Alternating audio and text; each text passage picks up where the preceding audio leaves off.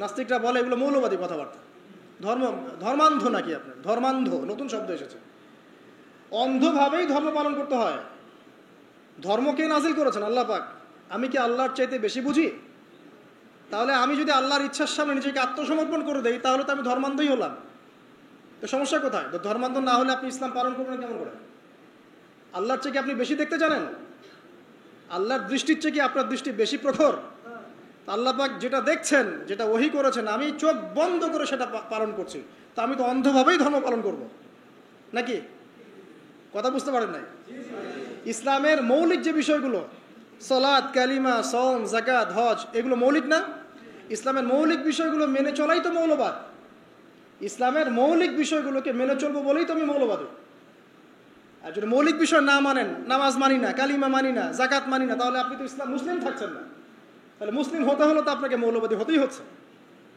কোন শব্দকে কিভাবে তা'উইল করা আল্লাহ ভালো জানে। তো কোরআন এবং সুন্নাহ অন্ধভাবেই মানতে হবে।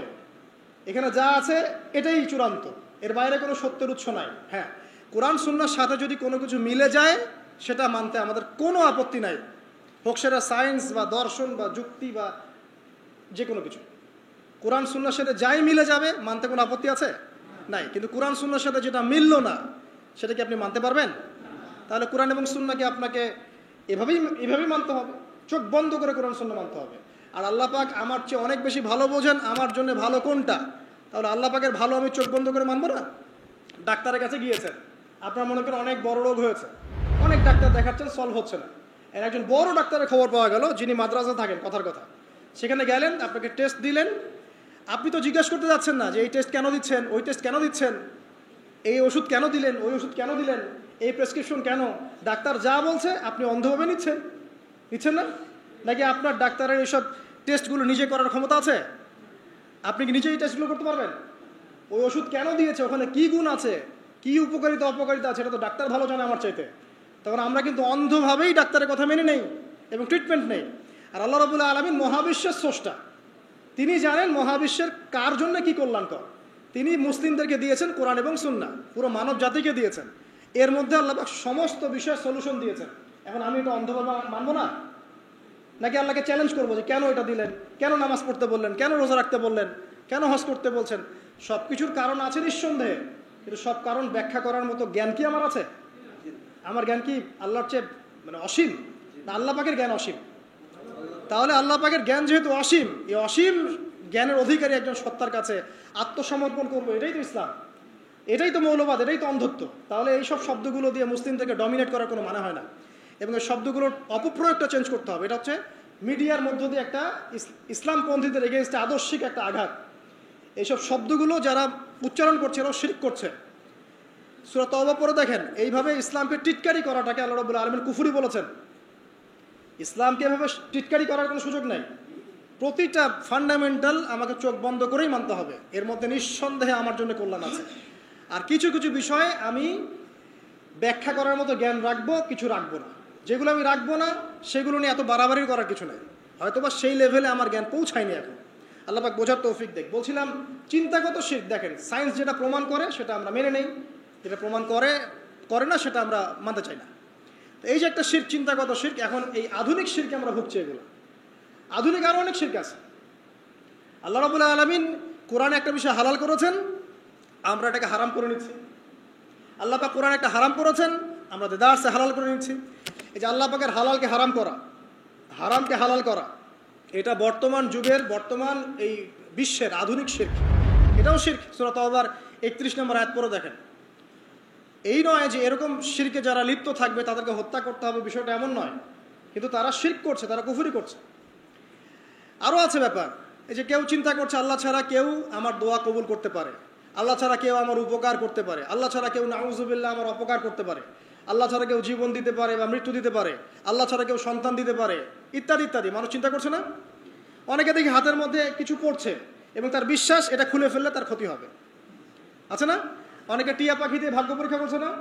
অনেকে ওই যে রাশিফল দিয়ে ভাগ্য পরীক্ষা করছে না? আগামীকাল কি হবে একদম স্পেসিফিকলি বলে দিচ্ছে যেটাই হবে। তো এই যে বিষয়গুলো, এগুলো সবই কিন্তু শিরকের মধ্যে অন্তর্ভুক্ত। ভবিষ্যৎ সম্পর্কে কিছু বলতে হলে বলতে হবে আল্লাহু আ'লাম বিসসাওয়াব, আল্লাহ পাক ভালো জানেন। তবে আপনি এস্টিমেট করতে পারেন, সেটা অন্য বিষয়। আলামত সাইনে কথা বলা হচ্ছে কিয়ামত সায়েন্স, এই সায়েন্সগুলো আসবে। এই সাইনগুলো যখন আসবে তখন বুঝে নিতে হবে যে কিয়ামত নিকটবর্তী, কিন্তু কেউ বলতে পারবে না এক্স্যাক্টলি কত সালে, কত মাসে, কত বছরে কিয়ামত হবে। আল্লাহু আ'লাম বিসওয়াব। তো এরকম চিন্তাগত প্রচুর শিরক আছে, প্রচুর শিরক। এগুলো জানার জন্য আপনারা কিতাবুত তাওহীদ নামে একটা গ্রন্থ আছে, পড়তে পারেন। 2 নম্বর আমলগত শিরক। দেখেন আমলগত অনেক শিরক আছে। কীরকম? এই যে কেউ আল্লাহ ছাড়া কারোর কাছে সিজদা করছে, আল্লাহ ছাড়া কারোর কাছে দোয়া করছে, আল্লাহ ছাড়া অন্য কারোর কাছে নজর করছে, মানত করছে। হ্যাঁ, অনেকে দেখা যায় যে কবরে গিয়ে গরু জবাই করছে, খাসি জবাই করছে, করছে না? মৃত ব্যক্তির সন্তুষ্টি অর্জন করার চেষ্টা করছে। এই যে কাজগুলো আছে আপনার কর্মগত শিরক, এইগুলোর মধ্যে লিপ্ত থাকলেও কিন্তু এই মুআজ বিন জাবাল রাদিয়াল্লাহু আনহু হাদিস থেকে আমরা আসলে শিক্ষা নিতে পারি নাই, এখান থেকে বাঁচতে পারছি না। আরেকটা আছে কথার মধ্যে শিরক। কীরকম? অনেকে দেখা যায় বিভিন্ন রকম কথা বলে ফেলি, এমন এমন কিছু কথা বলি যেগুলো আসলে শিরকের পর্যায়ে চলে যায়। যেমন কি এই যে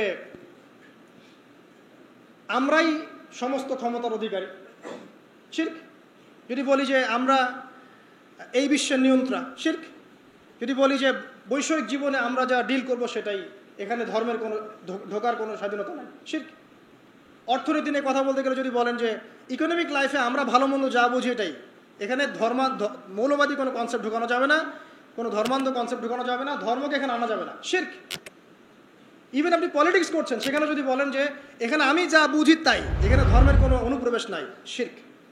আপনি ধর্মকে 5 পয়সা দাম দেন না এখানে, অথচ ইসলামে প্রতিটা বিষয়ের হেদায়েত ছিল, আপনি নেন নাই। যদি বিশ্ব যারা ডিল করছে এখনকার, এরা যদি বলে যে আমরাই বিশ্বের হর্তাকর্তা, ভাবখানা তো ওইটাই, বিশ্বের হর্তাকর্তা তারাই এখন। এই সব কিছুই শিরকের অন্তর্ভুক্ত। এরা আল্লাহ পাকের বিধানের 5 পয়সা পরোয়া করে না। আর যে ব্যক্তি আল্লাহ পাকের বিধানের 5 পয়সা দাম দেয় না, নিজের মন গড়া বিধান দিয়েই পুরো বিশ্ব পরিচালনা করে, এগুলো শিরকি কনসেপ্ট। এই সমস্ত মানুষকে একদিনের মধ্যে আল্লাহ পাক যদি ধ্বংস করে দেন, আল্লাহ পাকের যাররা পরিমাণ ক্ষতি হবে না। আর এই সমস্ত মানুষকে যদি একসাথে আল্লাহ পাক উল্টা করে এই আপনার জাহান্নামে নিক্ষেপ করেন, আল্লাহ পাকের কিচ্ছু যায় আসবে না। এই জন্যই একটা হাদিস বলে রাখি, কিয়ামতের মাঠে 1999 জন মানুষকে আল্লাহ পাক জাহান্নামে দিবে। দেখে নিন, কিয়ামতের দিন 1999টা মানুষকে আল্লাহ পাক জাহান্নামে দিবে, দেখে নিন, নাউযুবিল্লাহ। আর 1% মানুষ জান্নাতে যাবে। এই কথা শোনার সাথে সাথে সাহাবায়ে কেরাম রাদিয়াল্লাহু আনহুম ভয়ে কাঁপতে শুরু করলেন। নবী সাল্লাল্লাহু আলাইহি ওয়াসাল্লাম বললেন, তোমরা দুশ্চিন্তা করো না, কারণ জান্নাতীদের মধ্যে আমার উম্মতের সংখ্যাই হবে সবচেয়ে বেশি। কিভাবে যাবে? ওই যে ব্যক্তি তার আমল নামায় কোনো শিরক নাই, আল্লাহ পাক তাকে মাফ করে দিবেন ইনশাআল্লাহ। আল্লাহ পাক বলেছেন যত বড়ই পাপ করুক না কেন, আল্লাহ পাক যে কোনো পাপ মাফ করতে পারেন যদি আমল নামায় শিরক না থাকে। কিন্তু এখনকার বিশ্বের প্রতিটা সেক্টরে শিরক আছে, আপনি ভালো করে চোখ দিয়ে দেখেন। পড়াশোনাতেও শিরক আছে, লেখাপড়ার মধ্যেও শিরকি আকীদা ঢুকিয়ে দেওয়া হয়েছে। অর্থনীতি, ওগুলো পলিটিক্স টলিক্স তো বাদ, ওগুলো তো আগেই শেষ। এখন পড়াশোনার মধ্যেও শিরক ঢুকিয়ে দেওয়া হয়েছে, ধর্মের মধ্যেও শিরক ঢুকিয়ে দেওয়া হয়েছে।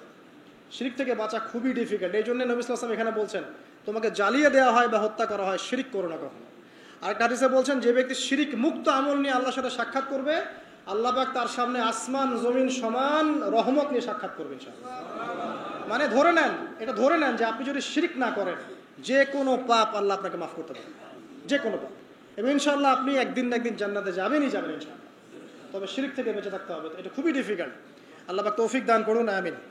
তারপরে আসেন পিতামাতার কথা বলা হচ্ছে, পিতামাতার অবাধ্য হয়েও না, ওয়ালা তাউক্কুনা ওয়ালিদাইক, তোমার পিতামাতার অবাধ্য হয়েও না।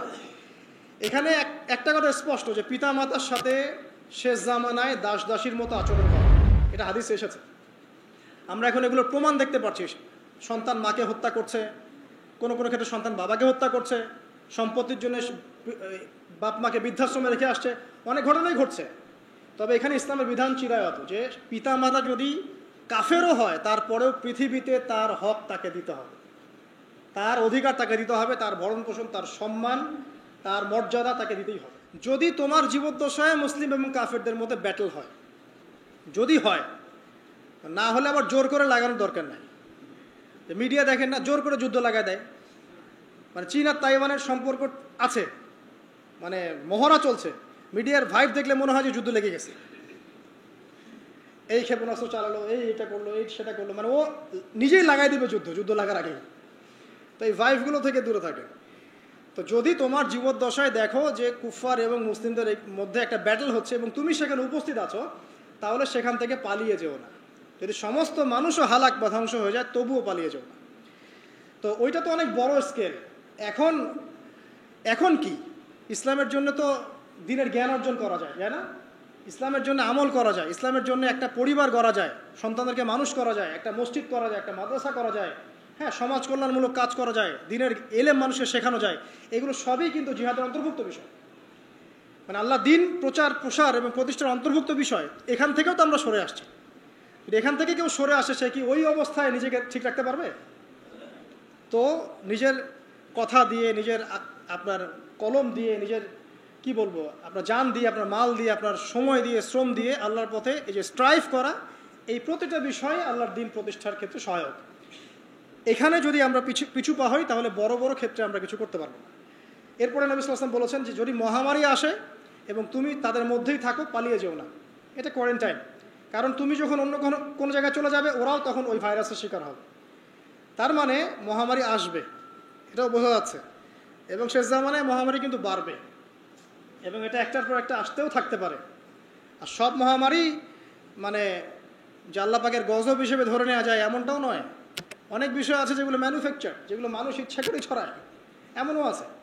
আর ওয়ার্ল্ডকে লিড করে এমন কিছু মানুষ যারা ইন্টারনালি করাপ্টেড, যাদের একটা সুদূর প্রসারী খারাপ নিয়াত আছে বিশ্বকে কেন্দ্র করে। বিশ্বে একটা যুদ্ধ লাগানোর খুব পয়তারা চলছে আর কি। যে কোনো উপায়ে হোক একটা সভ্যতা চাচ্ছে যে বিশ্বটার মধ্যে একটা পারমাণবিক যুদ্ধ লাগিয়ে দেওয়া যায়। ঠিক আছে? তো যদি মহামারী আসে এবং তুমি তাদের মধ্যেই থাকো, পালিয়ে যেও না, ওখানেই থেকো। কারণ যদি একজন ব্যক্তি মুমিন হয়, মহামারীতে মৃত্যুবরণ করে, নবী সাল্লাল্লাহু আলাইহি ওয়াসাল্লাম বলছেন সে ব্যক্তি শহীদের দরজা পাবে ইনশাআল্লাহ। এরপরে তিনটা পরিবার সংক্রান্ত, এটা বলে শেষ করছি। পরিবার সংক্রান্ত তিনটা নসিহত করেছেন। এক হচ্ছে তুমি পরিবারের সাধ্যমতো খরচ করো, তোমার যা সাধ্য আছে এই অনুযায়ী খরচ করো। আপনি যদি কোটিপতি হন, আপনি পরিবারে আপনার সাধ্যমতো খরচ করেন, কোনো সমস্যা নেই, ওটা বিলাসিতা না। আর আপনার যদি মাসে 50,000 1 লাখ টাকা আর্নিং থাকে, সেভাবে খরচ করেন।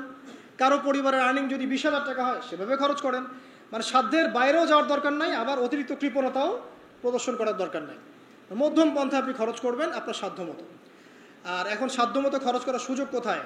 ঘরে ঘরে তো সব মাশাআল্লাহ এমন এমন স্ত্রীদেরকে নিয়ে আসছেন যে পাশের বাড়ির আপাদেরগুলো দেখে দেখে আসবে, এসে আপনাকে বলবে যে অমুকের তো ওইটা দেখলাম, তমুকের তো ওইটা দেখলাম, তুমি তো আমার বিয়ের পর থেকে কিছু দিতে পারলাম। ঠিক আছে? তো বুঝাবেন। একটা বিষয় বলি, আমি খুব মানে এটা ফিল করি যে আসলে স্ত্রীদের সাথে কঠোর হয়ে কোনো লাভ নেই। বিয়ে তো করে ফেলেছেন, এখন বিয়ে করাটা যত সহজ, মুক্ত হওয়া এত সহজ না। ঠিক আছে? একবার করে ফেললে ব্যাস করে ফেলছেন, সারা জীবন এখন টানতে হবে। ঠিক আছে? ইল্লা মাশাআল্লাহ। কারণ পরিবার ধ্বংস হয়ে যাওয়ার চাইতে অ্যাটলিস্ট একসাথে থাকাটা উত্তম। এটা ইসলাহু খায়র, যেটা ইসলাম সেটা উত্তম। আর একবারে যখন কোনো অবস্থায় টেকা যায় না, তখন না ইসলামে একটা বিচ্ছেদের ব্যাপার আছে, ডিভোর্সের একটা ব্যাপার আছে। কিন্তু নারী জাতিটাকে আল্লাহ পাক এমনভাবে সৃষ্টি করেছেন, ইনশাআল্লাহ ফ্যামিলি নিয়ে আমি একদিন লেকচার দিব, সেদিন বলবো ইনশাআল্লাহ ডিটেলস, যে আপনি যত কঠোর হবেন তত বেঁকে বসবে। আপনি যত কঠোর হবেন তারা বেঁকে বসবে। তাদের সাথে এত বেশি কঠোর হয়ে কোনো ফায়দা নাই। কিভাবে ডিল করতে হবে? একটা সূত্র বলে দিই। আপনি আপনার মেয়ের প্রতি যেমন, আপনার যদি একটা মেয়ে থাকে 5 বছর বয়স, 10 বছর বয়স, 2 বছর বয়স, একটা মেয়ের সাথে আপনার সম্পর্ক কেমন? খুব মিষ্টি সম্পর্ক। ও হাজারটা ভুল করলে আপনি কি কোলে তুলে নেন, আদর করেন, তাই না? ভালোবাসেন। ও জেদ করলে আপনি ঠান্ডা মাথায় সবর করেন। ওই মেয়ের সাথে কি আপনার সম্পর্ক কখনো বিচ্ছেদ হয়? মেয়েরা অনেক জ্বালাতে পারে, ছোটো বাচ্চা 8-10 বছর 5 বছর খুব জ্বালাচ্ছে, কিন্তু আপনি কিন্তু সবর করেন, আপনি ওর চাহিদা পূরণ করেন, ওকে কিনে দেন, এটা কিনে দেন, ওটা কিনে দেন, বুঝান, হ্যাঁ, আদর করেন। এইভাবে যদি আপনি স্ত্রীর সাথে থাকতে পারেন, আপনি ফ্যামিলি লাইফে হ্যাপি। আর যদি অন্য কোনো পলিসিতে যান, খুব কঠোরতা আরোপ করেন, হ্যাঁ, বয়কট করেন, কথাবার্তা বন্ধ, খাওয়ার দাওয়ার বন্ধ, এই বাসা চলে গেল ব্রিফকেস নিয়ে, আপনি আবার এখানে, এগুলো চলতে থাকলে আপনি না দিনের কাজ করতে পারবেন আর না দুনিয়ার কাজ করতে পারবেন। তো এখানে সবর ছাড়া কোনো নসিহত নেই, মানে সবরই সবর, ধৈর্যের চূড়ান্ত পরীক্ষা দেওয়া লাগবে এখানে। আর দুনিয়াতে যদি এভাবে একটু কষ্ট করে চলতে পারেন, জান্নাতে হুর অপেক্ষা করছে ইনশাআল্লাহ। ঠিক আছে? তো একটা নসিহত করলাম, আপনার স্ত্রীর সাথে মেয়ের মতো করে মেশেন। মানে আপনার মেয়ের সাথে আপনি যেমন, আপনার ছোট্ট ছেলে সন্তানের সাথে আপনি যেমন এভাবে একটু ডিল করেন, তাহলে দেখবেন যে আপনি স্ত্রী মাশাআল্লাহ ওর চেয়ে ভালো মানুষই থাকবে না তখন, এবং তার কাছে আপনার চেয়ে ভালো কোনো মানুষই থাকবে না। ঠিক আছে? আল্লাহ পাক পরিবারগুলোকে সুখী করুন, দোয়া করি। কারণ পরিবারের ভাঙনটা এখন খুব বেশি হচ্ছে, প্রায় পরিবারে ডিভোর্স এবং পরকীয়া। এখান থেকে দূরে থাকতে হলে আমাদেরকে কিছু ইসলামিক মোটিভেশন দরকার আছে। আল্লাহ পাক আমাদেরকে বোঝার তৌফিক এনায়েত করুন, আমিন। এক পরিবারের ব্যয় সাধ্যমতো করুন। শেষের দুইটা নবীজি বলেছেন আদবের লাঠি উঠিয়ে নিও না। আদবের যে লাঠিটা আছে এটা পরিবার থেকে উঠিয়ে নিও না, কারণ পরিবারের শাসন বলে একটা কথা থাকতে হবে। সব কিছু যদি আপনি একদম ওপেন করে দেন সবার জন্য, যা ইচ্ছা তাই করুক, তাহলে আপনার মূল্য থাকবে না, আপনার কথাকে কেউ দাম দিবে না। আপনি আপনার ওয়েট হারাবেন, পরিবারের মধ্যে অশ্লীলতা, ফায়েশা, বেপরদামি, দুনিয়াদারি ঢুকে যাবে। আর একবার ঢুকে গেলে আপনি খুব সহজে বের করতে পারবেন না। তাই শাসনের লাঠিটা থাকবে পরিবারে। আর সর্বশেষটা হচ্ছে তাদেরকে আল্লাহ পাকের ভয় দেখাতে হবে, কারণ আল্লাহর ভয় সব কিছুর কেন্দ্র। যার মধ্যে আল্লাহর ভয় একবার ঢুকে গেছে তাকে আর শাসন করা লাগবে? শাসন করা লাগবে না। কিন্তু যার মধ্যে একবার আল্লাহর ভয় ঢুকে যাবে সে অটোমেটিকলি আল্লাহর পথে চলবে ইনশাআল্লাহ। আমরা দোয়া করি আল্লাহ পাক আমাদের সবার পরিবারকে জান্নাতি পরিবার রূপে কবুল করে নিন, আমিন। আমাদের পরিবারবর্গকে আল্লাহ পাক হেদায়েত দান করুন, আমাদেরকে পরিবারের জন্য সাধ্যমতো ব্যয় করার তৌফিক দান করুন। পরিবারের মধ্যে যারা আমরা বাবা মা ভাই বোন স্ত্রী সন্তান আছি সবার মাঝে একটা হৃদ্যতা ভালোবাসার বন্ধন আল্লাহ পাক তৈরি করুন। যদি আল্লাহ না করুক যদি আমাদের মধ্যে মহামারী ছড়িয়ে পড়ে, তাহলে সেখানে সবর করা তৌফিক আমাদেরকে দান করুন আল্লাহ পাক। আমরা সবাই যেন কবিরা গুণাগুলো থেকে বেঁচে থাকতে পারি, সেই তৌফিক আল্লাহ পাক আমাদের সবাইকে এনায়েত করুন। আমাদের যুব সমাজকে আল্লাহ পাক মাদক থেকে হেফাজত করুন এবং কোরআনের কাছে নিয়ে আসুন, নামাজের কাছে নিয়ে আসুন, জামাতে 5 ওয়াক্ত নামাজ পড়ার তৌফিক এনায়েত করুন। প্রত্যেককে আল্লাহ পাক ফরজ নামাজ জামাতের সাথে পড়ার তৌফিক দান করুন এবং পিতামাতার খেদমত করার তৌফিক আমাদের সবাইকে দান করুন এবং সারা জীবন তাওহীদের উপর থেকে শিরক মুক্ত আমল নিয়ে কবরে যাওয়ার তৌফিক আল্লাহ পাক আমাদের সবাইকে দান করুন, আমিন।